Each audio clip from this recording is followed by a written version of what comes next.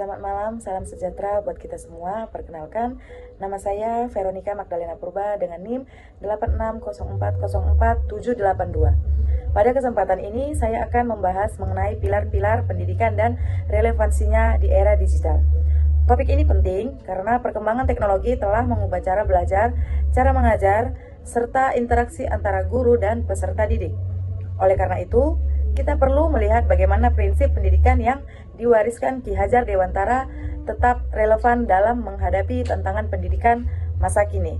Pilar dalam pendidikan dapat diartikan sebagai dasar atau fondasi yang menopang seluruh proses pendidikan, sama seperti pilar yang menyangga sebuah bangunan agar tetap kokoh. Pendidikan juga membutuhkan prinsip-prinsip dasar yang menjadi pedoman dalam mencapai tujuan pendidikan. Pendidikan tidak hanya berfungsi untuk meningkatkan kemampuan akademik peserta didik, tetapi juga membentuk karakter, sikap, moral, dan keterampilan hidup.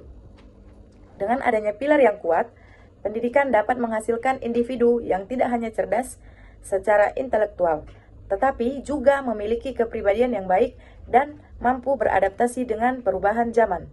Ki Hajar Dewantara sebagai Bapak Pendidikan Nasional Indonesia memperkenalkan 3 prinsip utama pendidikan yang hingga saat ini masih menjadi landasan pendidikan nasional. Prinsip pertama adalah ing ngarsa sung tulada, yang berarti di depan memberi teladan. Seorang guru harus menjadi contoh dalam sikap, perilaku, dan tindakan yang baik. Prinsip kedua adalah ing madya mangun karso, yang berarti di tengah membangun semangat dan motivasi, guru berperan sebagai pendamping yang mendorong peserta didik untuk aktif, kreatif, dan percaya diri. Prinsip ketiga adalah tut wuri handayani, yang berarti dari belakang memberi dorongan dan dukungan. Guru memberikan kesempatan kepada peserta didik untuk berkembang secara mandiri sambil tetap memberikan arahan dan bimbingan. Saat ini kita hidup di era digital yang ditandai dengan pesatnya perkembangan teknologi, informasi, dan komunikasi. Teknologi telah mengubah cara pembelajaran dilakukan mulai dari penggunaan internet, platform, pembelajaran daring, hingga kecerdasan buatan atau artificial intelligence.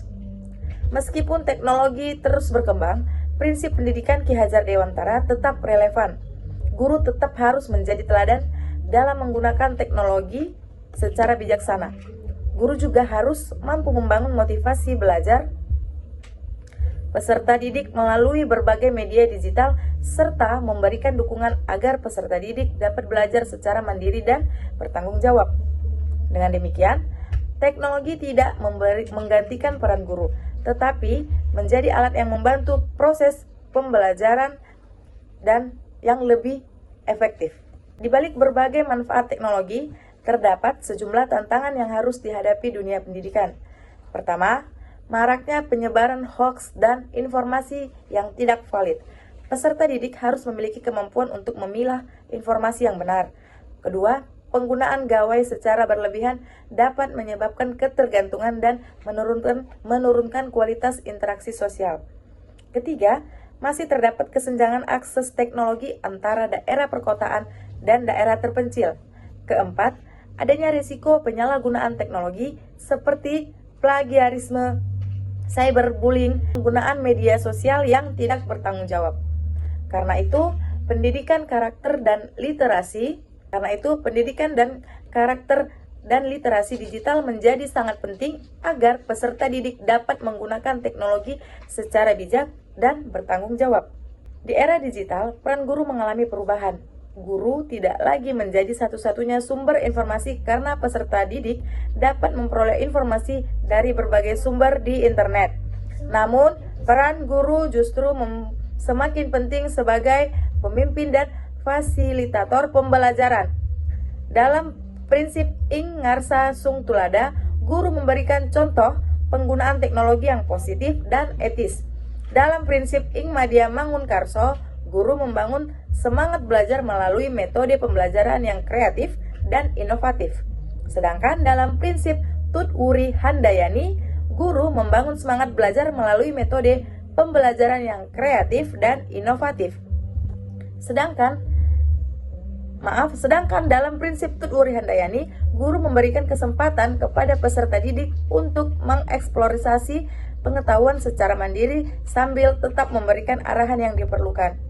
Dengan demikian, guru berperan dalam memastikan bahwa teknologi digunakan untuk mendukung proses pembelajaran yang bermakna. Penerapan prinsip Ki Hajar Dewantara di era digital dapat dilihat dalam berbagai kegiatan pembelajaran saat ini. Contohnya adalah penggunaan Google Classroom, Zoom Meeting, dan Learning Management System atau LMS yang memungkinkan pembelajaran dilakukan secara fleksibel.